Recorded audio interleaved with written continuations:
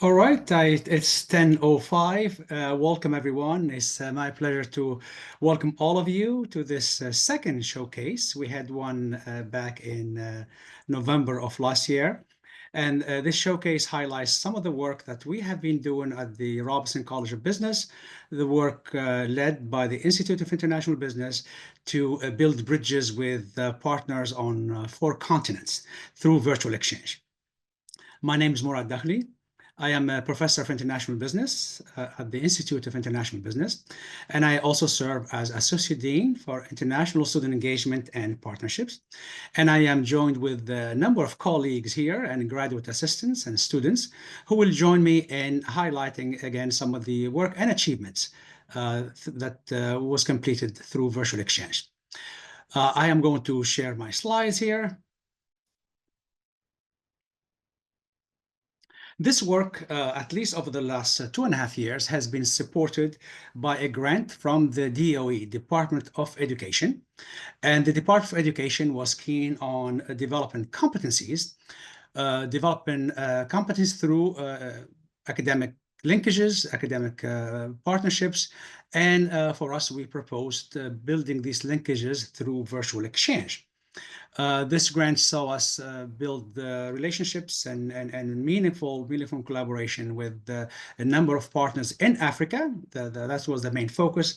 But we have also expanded beyond Africa to build partnerships with a number of higher education institutions in Latin America, in Europe, in Asia, and of course, we also expanded within the African continents beyond the partners we had at the beginning. So the project is called Building Global Competencies in Turbulent Times through Local and Global Partnerships in Africa. And this was during the pandemic. So you see now that it's reflected in the title of the project. So in a nutshell, we leverage virtual exchange to build partnerships, create global teams that collaborate on meaningful, challenging, rigorous projects.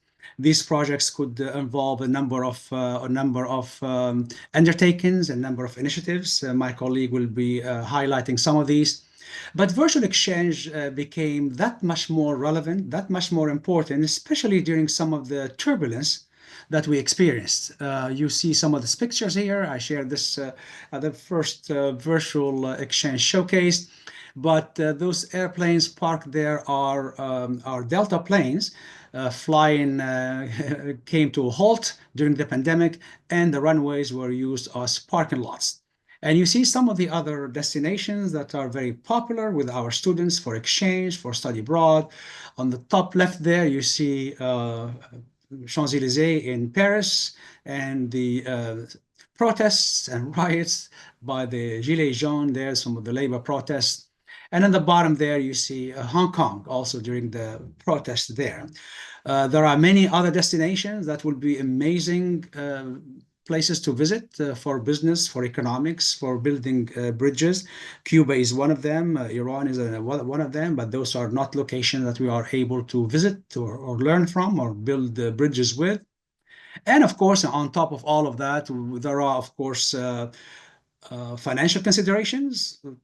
Physical travel for students is not easy. Not many students have $5,000 sitting there on the side to cover some of these impactful, high-touch experiences.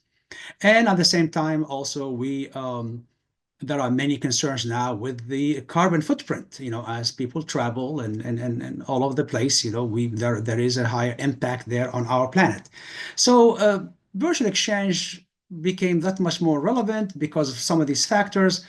And over time, it became in its own right a high impact practice, as we will demonstrate today. So it was the motive for a greater reliance on virtual exchange is to really adapt to a turbulent time, adapt to changing realities.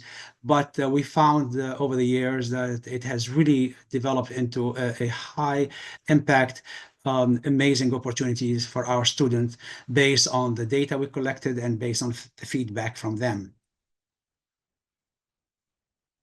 So staying connected through virtual exchange, we've been able to increase the global competencies. increase digital literacy. This is the work environment of today, global virtual teams.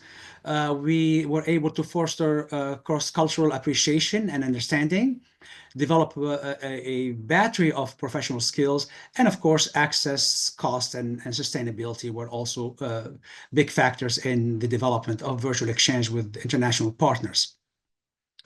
This is a brief summary of what the Department of Education grant is about.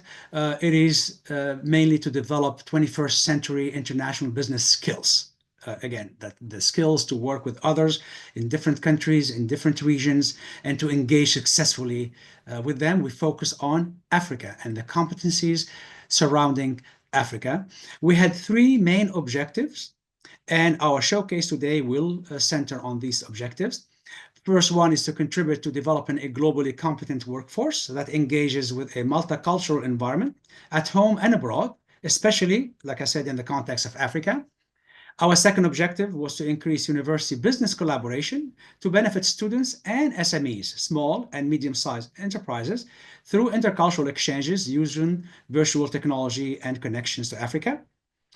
And the third objective is to develop export education program through sustained collaboration arrangement, like again, between students and SMEs in our region.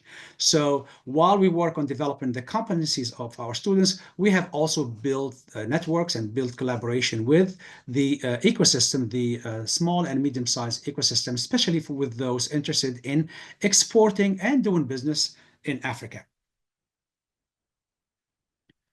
All right, so I am going to ask my graduate assistant, and I think Julian is going to help us introduce our partners.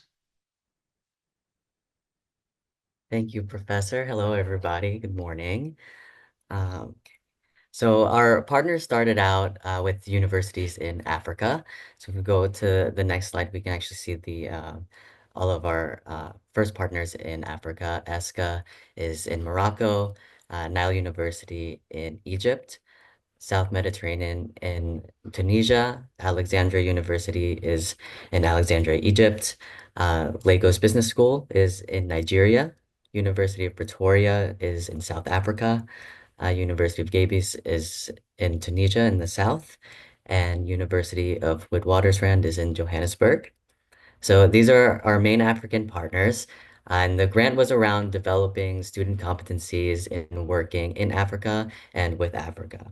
But what we have done is expanded beyond, but always keeping the project's focus in the African market. So we have partners in many other places, but just to show some examples here, we have IPAM in Portugal, Bazan is in Finland, Diponegoro is in Indonesia, and Sabanci is in Turkey. So these were just some examples. If we go to the next slide, we actually have our network since we started Virtual Exchange. We have 23 partners across 17 countries that we now have in the Virtual Exchange partnerships. So Georgia State students worked in teams with students from Turkey, from Indonesia, Finland, from Portugal. But the project and the way that students gain knowledge was on doing business in Africa. So for example, with IPAM, there was a Portuguese company that wanted to export accessories to the African market and in the African continent. So that would be a good project for us to work with. And we actually have a snapshot on our next slide of our aggregate student impact and also shown by region. So as of today, we have over 6,500 participants in virtual exchange. We have 3,844 students from Georgia State who have been engaged in the virtual exchange over the last couple of years, and over 2,500 students across our partner institutions. In 2022, we started presenting students with virtual exchange badges, first launching in Georgia State, and then we expanded to non-GSU students. In the last 2 years, we've given over 2,000 badges to Georgia State students, about 1,700 to partner participants.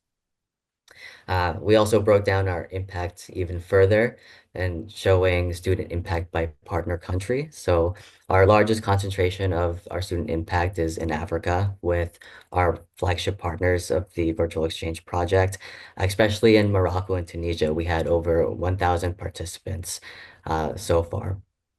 And beyond Africa, we have a lot of participation in Canada and Portugal. We have over 600 total participants in each of those partner countries. So I'll give the floor now to Professor Ed Wang, who is going to talk about the Visa 4000 course. Hi, everyone. My name is Edward Wong. I'm an assistant professor of international business at RCB, Georgia State. I'm also the director of the honors program at the business school. And today I'll be talking about BUSA 4000, which is relatively a new course started in 2020. Murad led the effort to redesign the class. It gave us a very great starting position because it's newly designed, and virtual exchange became a key foundation of this class. Every year, every semester, we have 500 to 800 students in the business school to take this class. The reason is that every student had to take this class before their graduation. The college really emphasized on the training and education for students and their international business knowledge.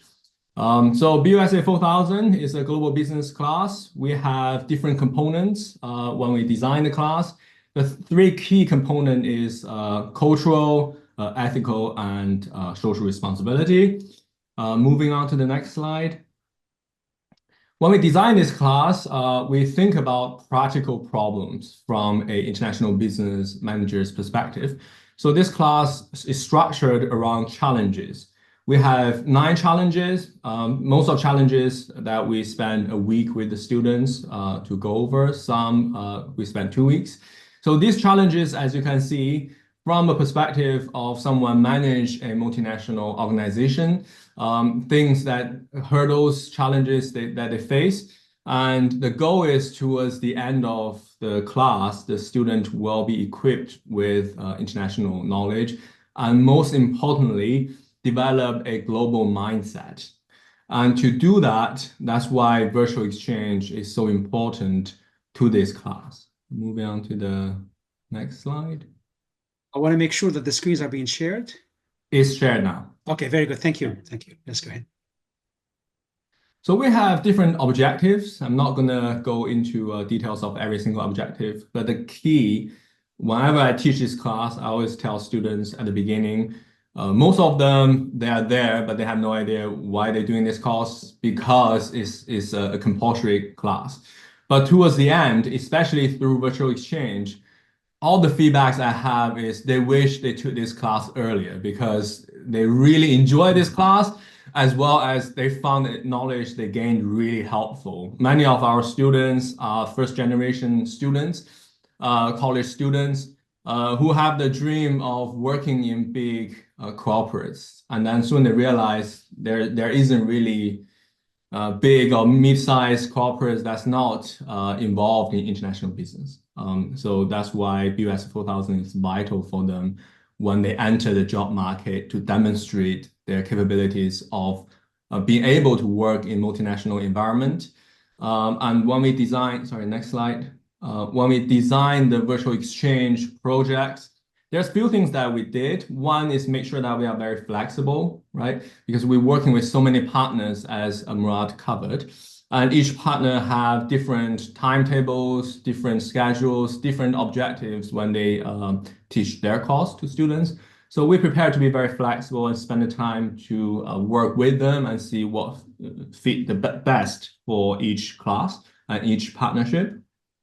But as you can see on the slide, we designed these projects to be very practical. It's not very theoretical. It's mostly give them the skills to have the opportunity to work with foreign nationals, foreign students, partners. And I personally work in consultancy firm before. It's a multinational consulting firm. So when I tell the students, this is what you're going to face in reality. You're going to work with people inside or outside the organization that you have never met, work in a different time zone, speak a different language, have a different cultural background. You have to form a relationship really quickly and make sure it's productive and efficient. And as well as you get to know them, and that's the best part, right? You get to understand their culture, their perspectives. And as I said, almost all students, and I guess you can also see in our data later on, really benefited and enjoyed these projects.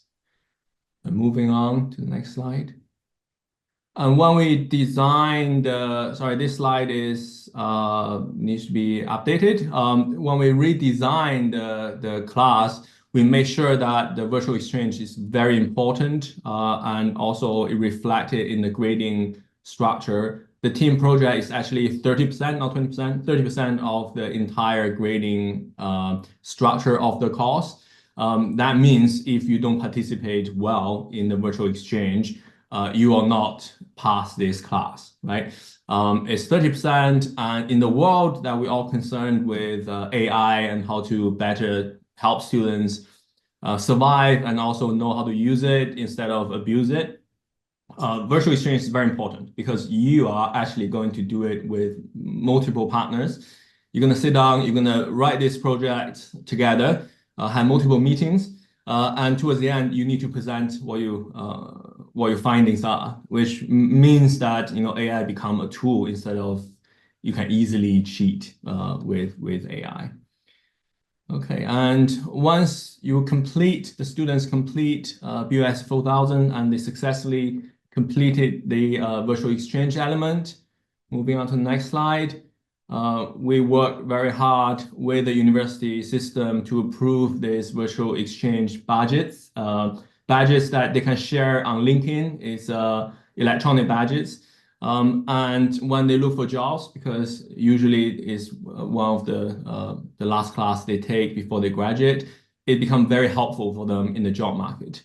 I have a few students that told me when they look for internships, when they look for jobs, in the interview, they brought up that, by the way, last week I worked with someone from Morocco, for example, and that really leave a very good impression to the HR in those companies, saying, "Oh, okay, so this student had this experience already," and it's something very interesting. They continue talking about it during the interview process, and they memorize this candidate. Right, it's someone who worked with Morocco, with Tunisia partners. So that's me for now. Ed, let me go ahead and jump in here. I am going to share my side of the screen here, and I know that Jamaica, very good, thank you. And let me know if these are showing okay. So just give me 1 second. I have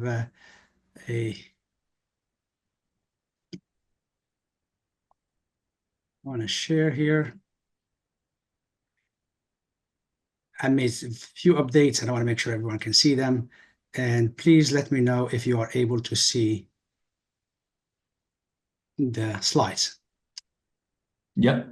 Okay, very good. So thank you. I know a couple of the slides earlier we were not able to see. I'll reference them maybe back. I saw a couple of questions actually in the chat. So I'll go back to those slides, but thank you for covering the BISA 4000. I am going to ask Amelia now to jump in. And Amelia, if you could please share with us what we have done when it comes to objective number 2, which is to create these linkages between the academic, the student work, and the SME community, especially those interested in doing business in Africa. Yes, so under the DOE grant, we had numerous engagement activities with the business communities. So some of them are highlighted on this slide. So first of all, we participated in organizing the Pan-African Global Trade and Investment Conference at GSU. So this conference was attended by many Georgia based business communities, that are currently doing business in Africa or that are interested of doing business in the continent. And so many were small businesses and interested of exporting products and services in Africa. Then we also have the GSU-CIBER webinar series that was leveraged on multiple occasions. So some of these sessions include one on the economic and business environment in Africa, as well as one on the career readiness through virtual exchange, which highlights the skills and competencies developed for students and employers. And we also have the Global Careers Panel partnered with the Atlanta Global Studies Center and focused on global career readiness. And so the speakers were mentors in the Department of Education Virtual Exchange Initiative. And one of the main important ways to connect students with the business community is through guest speakers.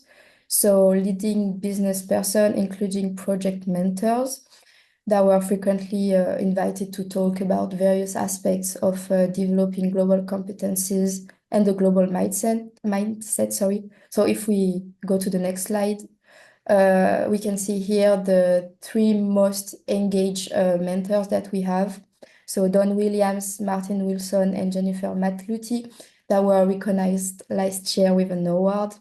And so yes, we have this mentorship model where students can ask questions and those mentors can join either via video or via text to answer this question. And that's a way we can bring business because they are successful business people. And yeah, they come to the classroom and they provide some answers to the students. And so they became shared resources for the students.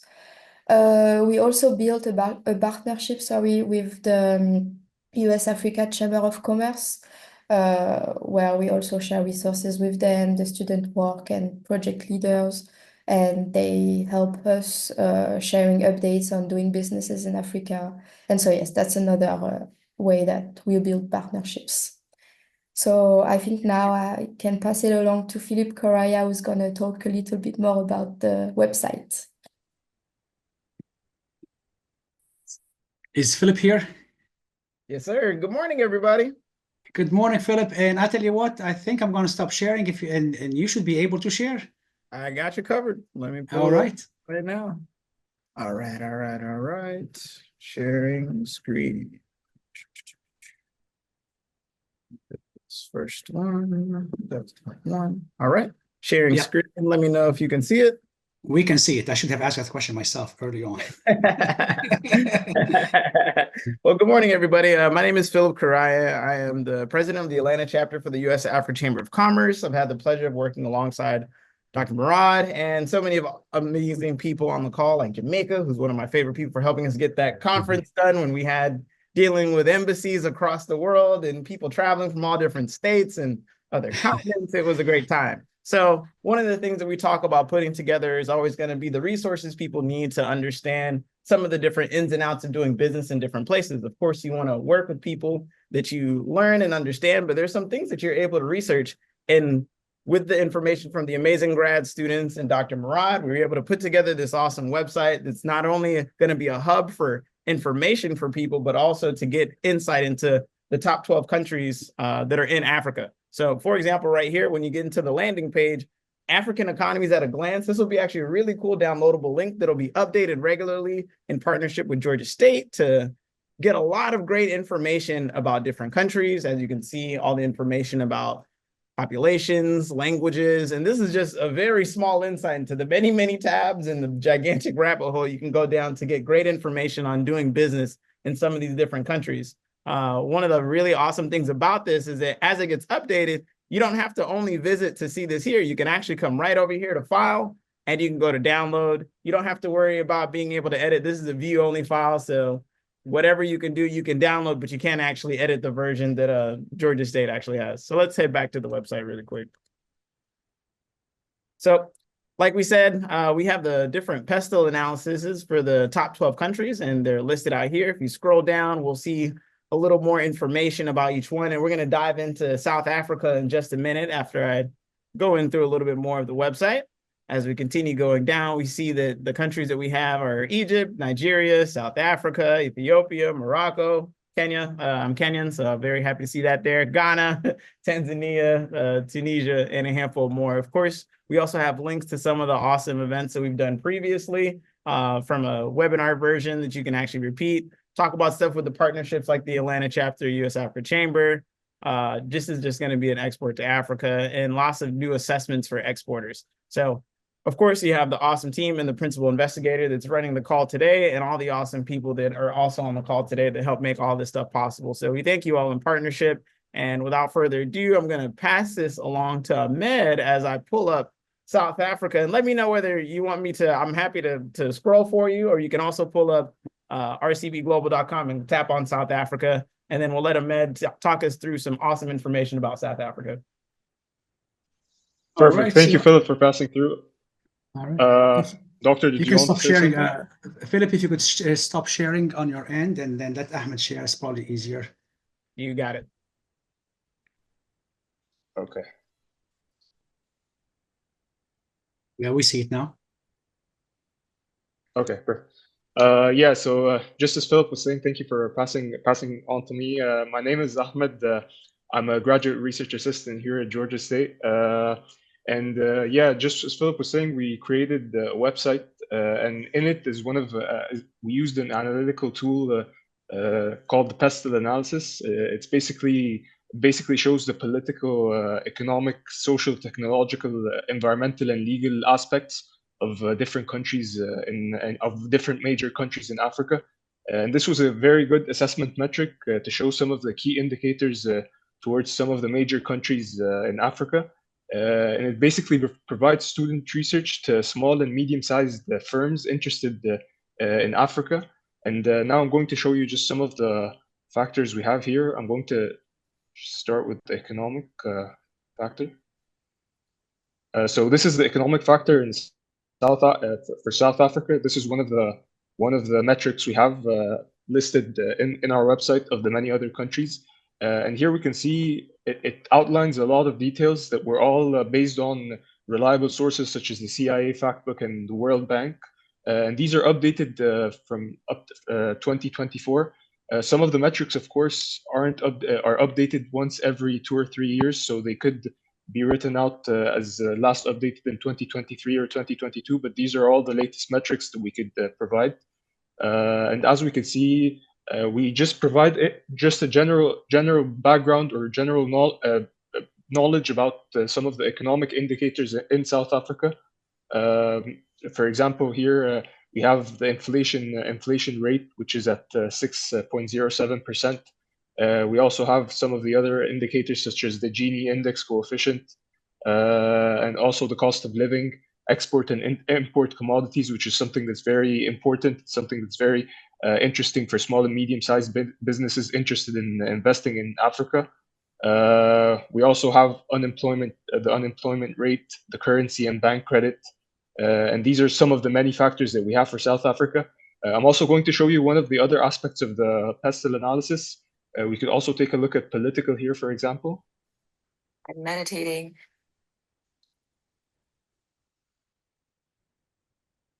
This is also the political and legal page which we have for each of the countries, of the major countries in Africa. And it just basically lists the most recent political stance of each of the African countries. And all of these information is just in general very important towards any of the countries looking to invest in the continent. And it just shows a very brief outline of how the country looks like right now, and every major aspect or every major event that may have occurred that can affect the business.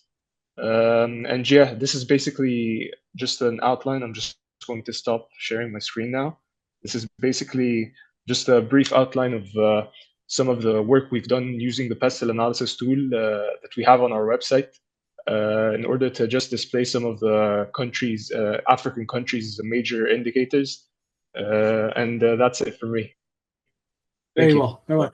Thank you, Ahmed. Before I move on, I want to make sure that you are able to see my screen here. Please let me know. Yes. Okay. Very good, thank you. So this is the framework that Ahmed was talking about, and he showed how it involves a lot of research, a lot of data collection for each one of these dimensions: the political, economic, sociocultural, technological, environmental, and legal. And Julian mentioned at the beginning that we have done this with partners across different continents, but the focus has always been on Africa. So opportunities and risks and exporting and other aspects were always anchored around Africa. A big part of the work is about leveraging existing resources, and the students, the undergraduate students in our BISA 4000 course, like I said, have done a lot of work, and they leverage things like the global Global Commerce Councils, with the World Bank, the Export the Department of Commerce databases. We also leverage Global Edge out of the University of Michigan, International Monetary Fund, the African Development Bank. So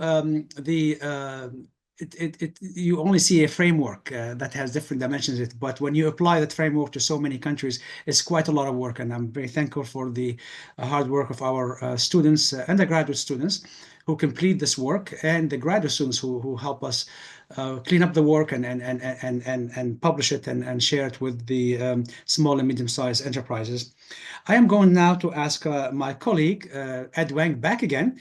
And Ed is going to share with us some of the other side of the outreach, and that is the scholarly outreach. So beyond working to develop tools and frameworks and resources for small and medium-sized enterprises that are developed primarily by the students, we also engaged in scholarly activities related to this Department of Education grant. So Ed Wang, if you could please join us and share with us the work that has been done on that side. Thank you, Murad. Me and Murad sat down a few times for the last month or so when we tried to summarize what we have done scholarly related to virtual exchange, and we found it near impossible to cover everything we have done. Thanks to the grant, we've been working really hard, Murad and the team, for the last few years, working primarily focusing on promoting the effort of virtual exchange. We don't want to be the best kept secret in the industry. We really want to go and promote it and grow it because it's really a network effort. And not only in a way that working with partners, but also make sure that it's documented. So this knowledge is institutionalized, right? It's not embodied in our own mind, but it's also shared. As I mentioned, our university is one of the largest university in the United States that have the most first generation students. So one key thing, a key advantage of virtual exchange is we can level the playground for them a little bit. Instead of saying my parents funded me to have internship at United Nations, we want to give them some experience internationally, and that's the key thing about why we're doing this and we want to promote it. And I see lots of great questions in the chat, in the Q&A sessions, and that's exactly why we want to do this kind of research, is to answer all the questions people have. So this is only some of the, I'd say, a small portion of things that we found that we have done. AIB is the Academy of International Business, which is the most prestigious academic association of our field. We have attended since AIB 2021 to last year. Every year we go there and we have different themes that covers virtual exchange effort. And we made a lot of people being aware of virtual exchange, as well as building partnerships. So conference after conference, when we promote virtual exchange efforts and promote our partnerships and our models, we have a lot of interests from different parties. And as I said, it's impossible to embed all the research. So the fund is really small, but it's certainly missing a lot of things as well. One key thing I want to highlight is Academy of International Business have awarded us to be the finalist of the most prestigious Global Teaching Innovation Award that's cover all the universities around the globe. And we were the finalists in 2021 because of our effort in virtual exchange. And let me pass on to Fernando because we have generated a lot of data, and Fernando will be talking about how he helped us manage and do research on the data that we generated. Thank you. Perfect. Thank you, Ed. So I'll take over now. Hi, my name is Fernando Troches. I'm a doctoral student at GSU, and I'm excited to share some of our findings through the data analysis. Next slide, please. Yes, so for the data analysis, I'm going to present in three parts. How we structured and organized, going through and gathering and processing and trying to distill all the information that we have, because we have a lot of data, which can be good or bad, right? But the findings that we have here, first, we looked at performance measured by final exam grades. We wanted to get an idea of virtual exchange participation and how that impacted in students' performance in their grade and their class. So we had a control group of individuals who did not participate, and that's part one. Part two, we wanted to, go more in depth and look at the groups that did participate and look at competencies. So earlier we heard a lot of discussions on competencies. So for this part, we wanted to go deep, and I'm going to describe later on some of the scales that we used and the dimensions that were actually assessed. And lastly, we wanted to, sort of analyze the emotional side. And we looked at reflection essays. Students wrote reflection essays after their virtual exchange participation. So we wanted to get an idea of how they felt, what was going on, what was sort of the underlying emotion there. So that's sort of like the structure. Next slide, please. Yes, so for the first analysis, looking at performance, we were able to, put together the data and actually have substantial results that students who participated in a virtual exchange on average experienced better performance in their grades. So we were able to, support what we thought with data. And this was actually very interesting for us because we had a control group in the summer with the exact same coursework, the exact same exams. Everything was similar except the virtual exchange. So by doing this, we were able to compare and, come up with substantial and good results. Next. Then once we looked at performance, we were curious to see, what are the actual competencies, the intercultural competencies. And that's where we, approached or used two different scales or measures. The first one is the intercultural sensitivity scale, which is based a lot in communication literature, but it focuses more on emotions and how they relate to cognition and behaviors. And this scale is divided into 5 dimensions, as you can see here: respect for cultural differences, interaction enjoyment, attentiveness, confidence in the interactions, and engagement in the interactions as well. Next slide. Yes, so what we did here is we had these surveys that were conducted before and after the experience. And after compiling the data and a lot of data cleaning and processing, we were able to compare, how the students were scoring before and after, as you can see in the chart here with the pre and the post, where we compare both. And on the top, the first one, for example, interaction engagement, you can see that the increase was statistically significant. So we noticed some, we have the data now to prove that individuals who participate in the VE appear to score higher in interaction engagement, interaction confidence, interaction attentiveness, and for the combined sensitivity scale. Next slide. Yeah, so that was one of the scales that we used just to get an idea of what were the competencies based on the communication literature. A different scale that we wanted to use just to get a better idea of what were the actual competencies involved. We employed the intercultural effectiveness scale by the COSI group. And this one is divided again into sub-dimensions based on lifelong learning, relationship building, and resilience in diverse activities. And as well, we did the same analysis. We have pre and post surveys, which allowed us to compare, what was the impact of the virtual exchange experience. And similarly, we have some, we noticed some substantial increases after the experience in some of the subdimensions, in particular, world orientation. We talked about global mindset earlier. Here, we're actually getting into the data and seeing what are the actual competencies and how are they shifting after the experience. So world orientation, we noticed emotional resilience and as well as the overall scale. So the combined scale was also statistically, significantly higher after the virtual exchange experience. Next. Yeah, so overall, just to summarize, because this is a very brief presentation of a very long project and data analysis. Overall, the analysis of the surveys and the quantitative side tells us that participating in a virtual exchange is positively related to higher interaction confidence, attentiveness, engagement, world orientation, and emotional resilience with individuals from different cultures. So overall, the virtual exchange project or program is positively related to higher student performance, increased intercultural sensitivities, and effectiveness in interactions. Next slide. So that was the survey data, the numbers, the quantitative data. Then we also had reflection essays and the qualitative data, where qualitative data allows us to get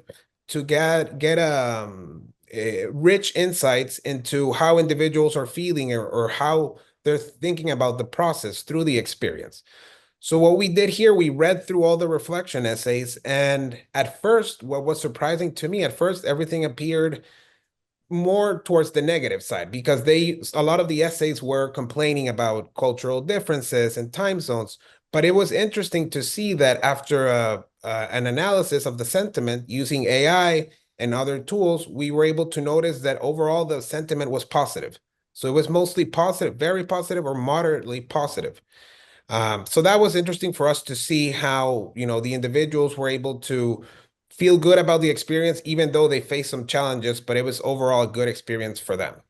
Next slide. Here we have just some quotes that we took, random quotes that we took from some of the reflections. And you can notice how they express, I took a look into what it was like working with someone from a different culture, a different time zone, and now I'm better prepared in my future career and potential situations. Next one. I can say this project definitely hit the mark on being a useful tool to prepare us for real world after graduation. And that's a recurring theme, because this is not a project within the boundaries of the classroom. You're crossing borders, crossing cultural boundaries. So the individuals expressed it, saying, I definitely have gained a broader perspective. And the team assignment taught me how to communicate and work with an international team effectively. And the last one, to make sure I include both sides, individuals did mention some of the most recurring negative comment was the time zone difference. But that's a reality in international business. That's how the real world operates. So, and it was very difficult to obtain a response from them most of the time because they were never able to meet. So these are some, you have to look at both sides of the coin. But overall, we see interesting and very good results from the data analysis, and we're excited to continue and figure out what are other sort of findings and insights that we can later share with the bigger community. So thank you so much, Murad, and everyone else. And thank you, Fernando, for all the work you've been doing on the data. We really appreciate it. I know we have a paper in the development based on this data. And as my colleague Ed Wang was referencing the work we have been doing with the Academy of International Business. And we are very glad that a paper has been accepted recently. And we are in that paper, we actually share experiences and best practices on virtual exchange. So we are able now to share that widely with the international business community. So that was just fresh news from this week. So this week started on a good note. Thank you, Fernando, for all the work you've been doing. I want to apologize. I know some of you have not been able to see some of the slides, especially those that show the countries we're in and the scale of that. I might show them when I answer the questions. But I wanted to mention a few things here that are associated with our work and some of the learning or takeaways from different projects that we have done. We feel like we are in a position to share our best practices and to give advice. And I see actually a couple of the I see a couple of questions in the chat related to advice for students. So I have advice here for those who are going to engage in virtual exchange or are doing virtual exchange right now. But one of the students reminded us that they sometimes need advice too. So let me go through some of these items, and we see them as things we learned. Some of them we learned by successes, and some of them we learned through failures, but they are nonetheless very valuable. The first one I would say for anyone who is interested in engaging in virtual exchange is to look inside the university ecosystem and look at leveraging institutional partnerships. Universities quite often maintain this great relationship with schools and institutes around the globe. You find that colleagues from maybe arts and sciences and education and nursing already have a relationship with the university. So virtual exchange can be offered as an extension or as a way to deepen those existing relationships. And we started, as a matter of fact, in the beginning by working with those we already had the relationship with in Africa, and then expanded from that. So leveraging institutional partnerships, existing partnerships, I think is key. The second recommendation or advice we would like to share is to ensure goal congruence. Virtual exchange is nice, it's great, you have the chance to work with the colleagues from around the globe, but it starts with aligning objectives for the course. So these are two faculty members who bring in their syllabi, their plans for the course, and then you look at what are the learning objectives for my course and what are the learning objectives for yours. Ed Wang did talk about BISA 4000. That is an international business course. That course is multifunctional. It deals with multiple issues, from culture to human resources issues, to marketing issues, to trade, to investment. So because of the nature of international business, we were able to build these ties and bridges with many other partners who some of them were not even in business. So we have people from political science, people in the media space. So our partners don't even need to be in the business space for us to find commonality, but you have to find that commonality first. And the project has to be meaningful for our students here at Georgia State, and it has to be meaningful for their peers in Morocco or South Africa or Brazil or Indonesia. So that is the basically aligning having the same goals and aligning the objectives. One thing on the mechanics side of it is to really have the project have similar weights for the different populations. One of the projects we started with, we had it where it was, I think, 10% for one group, and it was about 40-50% for the other, which means that half of the student groups would be paying much more attention to the project than the other half. So it's very important that the weight or the scores that are assigned to the projects are equally important in both groups. Shared resources creates shared experiences, and this is something that the faculty can do. Basically, we even shared the drop-in hours, we shared articles, we invited the student into our classrooms, and we visit our classroom. So to the degree that we are able to share resources and share common tools and frameworks between the two classes and the two partners, I think that creates a greater sense of integration for these type of impactful virtual exchange projects. One thing that's very important for those who are interested in engaging in virtual exchange is to seek the support of your chair or your department, your dean. One way we have accomplished this is by securing graduate assistance from the dean's office here at Georgia State University. So we are in a position where in general, every project or every faculty member has a graduate assistant. These things do take time. They are high-touch experiences. They require much more work than your typical course without virtual exchange. There's no question about that. We have to be realistic. We have to have realistic previews of what it involves, and therefore the support is key. And we are very fortunate in that we do have that support at the Robson College here at Georgia State. On the mechanics side too, that has been very helpful is something we call drop-in hours. So we have actually 1 hour on, let's say, Tuesday, 1 hour on Thursday, 1 in the morning, 1 in the afternoon, and teams can stop by. So they know that you have these windows and that the faculty member or the graduate assistants are available having the diversity in the teams, sometimes having working through different time zones, maybe sometimes different expectations. Conflict is a common item in there. There's as is the case in any type of team, maybe more so in virtual exchange teams, and therefore having these drop-in hours where students can stop by and they can address issues is a very, very important way to support the teams. One thing we have been doing across all our projects is to ease the teams into their task. We don't give them the project and say, here, start with the pestle, which is one of political economic that Ahmed was talking about, or some of the other project that Ed was talking about. We start with something fun. Meet, chat, get to know each other, and come up with a team name. And sometimes we ask them for a team banner, but they have to find something in common. So one of the teams, for example, I believe this was a project with Morocco, they called themselves Team Purple because 2 members like the color blue and 2 members like the color purple. Another team called themselves Foodies because they found out that they all like to go out and explore food in their cities. So students are very clever.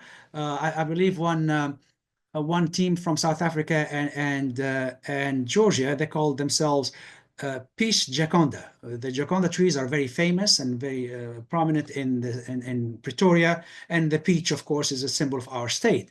So it is fun for the students to meet, to get to know each other, and to find something in common. That already kind of gets them halfway there because now they are much more comfortable debating and chatting and talking.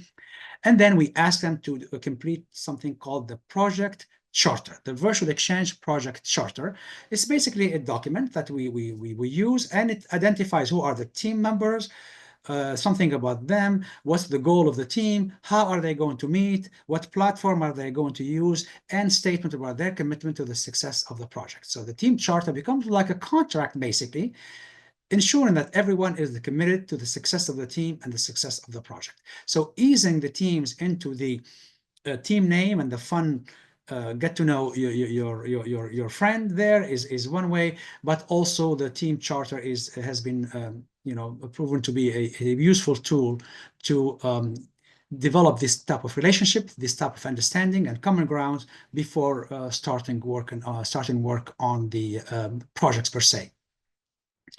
The other aspect that has been very helpful for us is reducing free riding.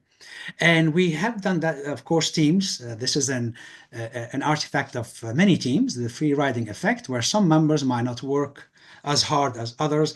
And in almost all of our projects, we have 2 things. We have the 2 types of deliverable, individual deliverables, and of course, we have team deliverables. The team deliverable and individual deliverable are just to make sure that individuals are contributing to the team effort. So they have, for example, to submit a draft of the analysis of the country individually. Then they meet and they combine that into a group analysis. The other tool we use that has been also very helpful is a peer evaluation, where at the end of the project, every member of the team has to assess the contribution of each team member from 1 to 10 on multiple dimensions: the quality of the work, the quantity of the work, or the openness of the communication. So we have multiple dimensions. It's a robust scale, and we use that, and the grades of the students on the team project might be common grade, but each student might end up with a different grade because he or she received a different grade about the value of their contribution to the team project. Finally, I would like to mention that virtual exchange is in own right a high impact practice. This is a practice with significant effect on the student competencies, as Fernando was talking about. And virtual exchange, actually, the power of virtual exchange in the context that we have been using it is because it has integrated multiple high impact practices. So projects, team project is a high impact practice. Cross-border collaboration, excuse me, is a high impact practice.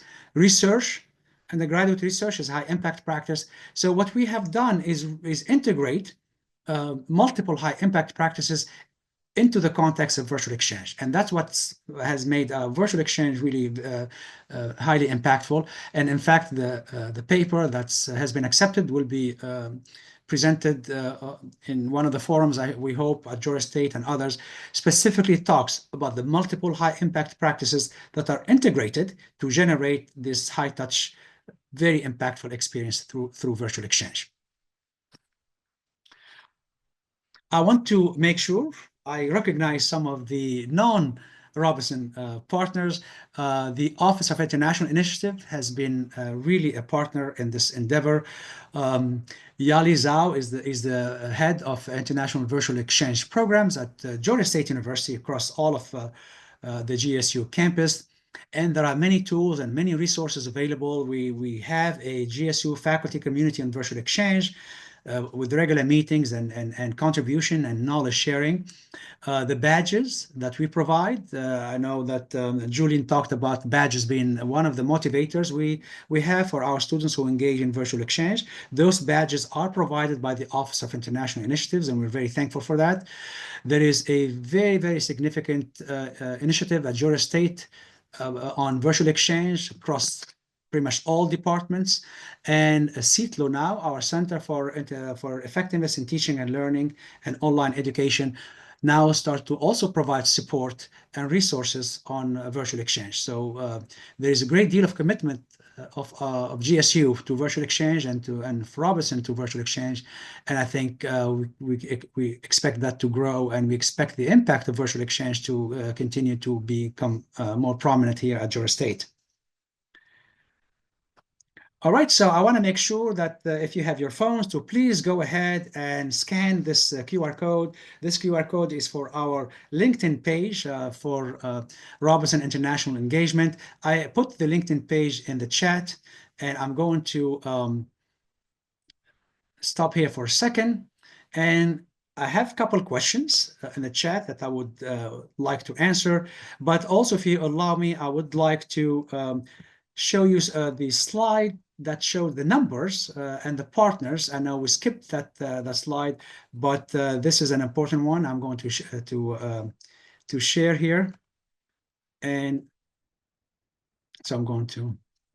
So this is the one I was talking about in terms of how difficult it is. Please let me know if you are able to see this slide. Yes. Okay, very, very good. So these are some of the challenges I was talking about. Some of the rights and some of the pandemic related and money and financial challenges for in-person exchange and the value of virtual exchange. But I want to recognize our partners, those who have been really with us from the beginning. And these are the partners. We have been working with ESCA in Morocco, Nile University in Egypt, South Mediterranean in Tunisia, Alexandria University in Egypt, and Lagos University Business School in Nigeria, and the University of Pretoria in South Africa, campus in Tunisia, and Witwatersrand in South Africa. I wanted to make sure we recognize these partners because they put in just as much effort as we do, and they are keen on giving their students the impactful experiences that we want our students to also have. I'm going to address some of the questions here, and maybe I will stop sharing and see. There are a couple of questions here on in the chat. And one of the questions that I found interesting is about the advice for students. As I believe this is one of our students here. What advice you have for students? My experience with students working on virtual exchange, it is challenging. It's not something that students have done before, maybe, and quite often, you have students who, share with us, that maybe it's too much work, working through time zones. One of the comments we had from the feedback is, when I'm ready to work, they're asleep. So this person, is used to work after hours, but that's 5 o'clock in the morning or 3 o'clock in the morning, wherever they are. So time differences can be very big challenge. Working asynchronously sometimes is a challenge, and finding a common platform. But for our students to be open-minded, because I always say this, our goal is not to make things easy for you, but our goal is to make things real. This Fernando mentioned this. This is how international business is conducted. It's conducted across borders and across time zones. So yes, you will face some challenges, but make no mistake about it. These are the challenges that business persons face when they engage in international business with others across the world. So these are the same challenges I face when I'm working on a paper with a colleague from China. And you will face that when you are working in your company with a colleague from, let's say, South Africa or from Dubai.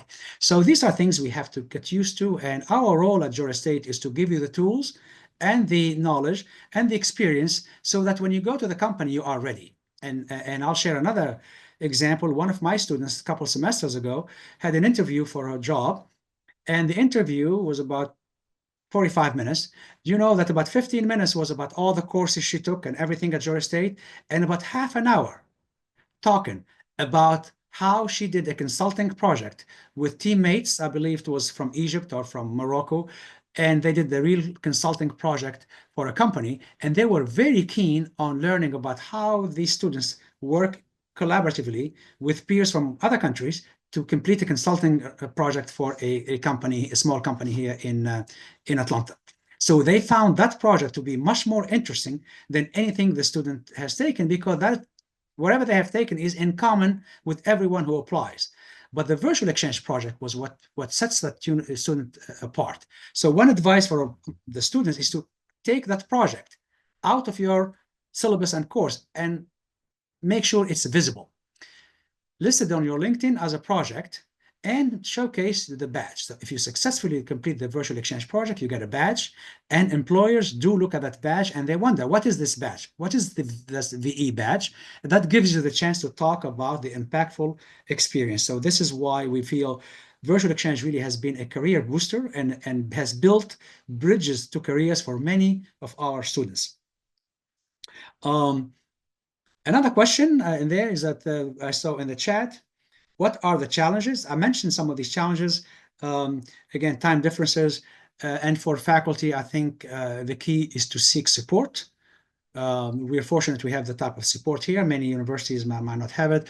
But if you are interested in implementing virtual exchange at Georgia State, you are in luck, because the support is institutional and it's at the university level. But also seek support from your colleagues. Sometimes you find that scaling these things make them actually easier, because you have multiple folks from the same department or the same unit engaged in virtual exchange. I'm happy to address any question if I see anything in the with any question. I see that Ishan is here, and Ishan has a sheet. We'll skip that, Ishan. I think Philip did reference that sheet, but we're happy to share it. It is available on the website, rcbglobal.org. Thank you for offering that. But I think we at this point here, I want to thank everyone and thank all of the people who have worked very, very hard on this. Amelia worked hard on the partnerships. Ishan here, where he completed that sheet that Philip has showed, that has the visuals and the data on all of the African economies. And the main person who has worked on this on the graduate assistantship side is Julian. So Julian, thank you so much for the work. You and Toby helped you with that. But Julian, I think you really made this come together very, very nicely. And Ahmed, thank you again. Also, thank Edwang and Salama and all my colleagues at the Institute for International Business, and my partner in crime, Philip Karaya, for all of his contribution and his work supporting us, and especially supporting our linkages with the business community through the US-Africa Chamber of Commerce. I will stay here for a little bit longer, and if you have anyone has any question, I am more than happy to answer it if you put it in the chat. I see a question from Philip, actually. It's a very interesting question about AI. How has AI changed? For this project, I don't believe we use AI, but I could see us leverage that, especially when we are providing summaries of research on a country. I know we've done that with one of PESTEL analysis for a class. Excellent question, and looking at how AI can either support what we do or maybe make some of the work redundant. But at the very least, we have used AI to generate more knowledge on a country where we uploaded multiple resources, and then AI was able to give us a summary. So in the PESTEL, on the political, on the economic, I could see us using AI to summarize some of the work, provide a very nice introduction, general overview, but at the same time also provide linkages and the studies and the resources that we leverage that we shared earlier, whether it's World Bank, whether it's IMF, whether it's the fact book or the African Development Bank. So I think AI will definitely make our work a lot easier and probably will be much more efficient and much richer. So I'm very kind of positive on that side. So I hope we answered all of the question. Thank you everyone for joining us. I hope it was interesting. I hope we shared with you some of the great work that our students are engaged in and our graduate assistants are engaged in terms of supporting us. So we thank the assistant, we thank our students for their patience and for stepping up to the plate and actually doing the work and making us proud. And also very thankful for our partners, whether they are in Africa or Latin America or Asia or Europe. We're very blessed to have amazing partners who work with us day in, day out to make sure we create these experiences for our students. Thank you.